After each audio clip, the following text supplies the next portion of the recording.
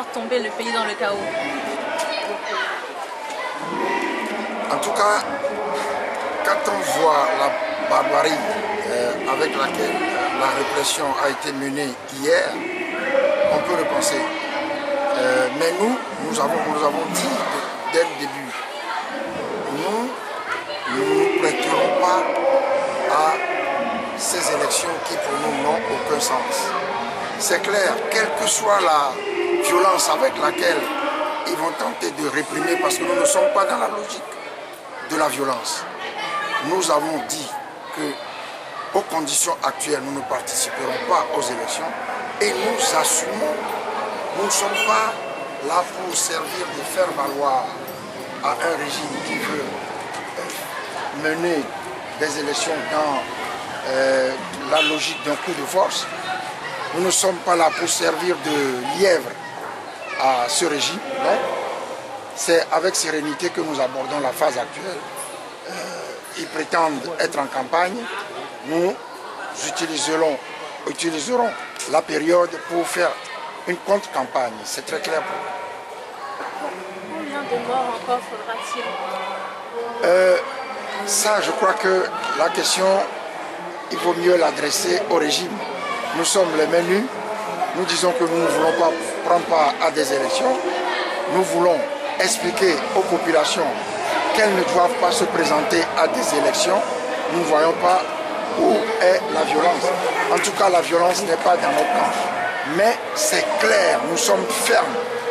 Nous ne servirons pas de faire valoir au régime. Et enfin, pourquoi la CEDEAO reste aussi silencieuse par rapport à ce qui s'est passé hier notamment?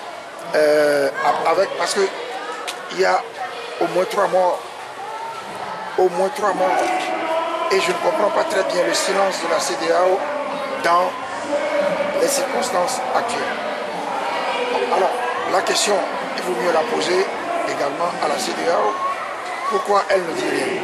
Est-ce qu'elle est dépassée par la barbarie ou par la stratégie du coup de force du pouvoir en place? Ça, si elle est dépassée, il vaut mieux qu'elle le dise. Parce que nous n'avons pas réclamé le dialogue. C'est le pouvoir en place qui a réclamé le dialogue et la CEDEAO a offert ses bons offices.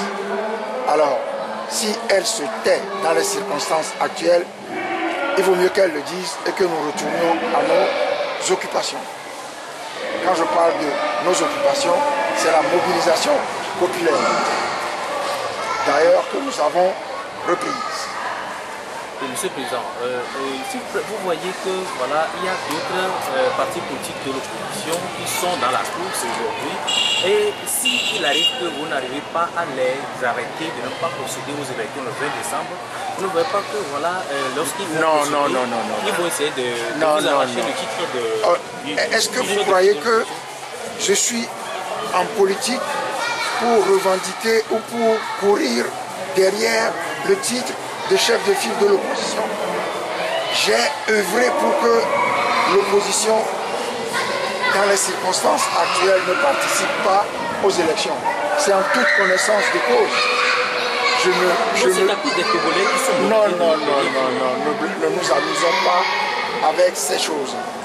Nous ne courons pas après des sièges de députés. Nous œuvrons pour l'alternance, la démocratie, l'état du droit au Togo. Les sièges de députés, ça viendra après. Ce n'est pas notre objectif. Être chef de file de l'opposition n'a jamais été ma préoccupation fondamentale. Merci, monsieur.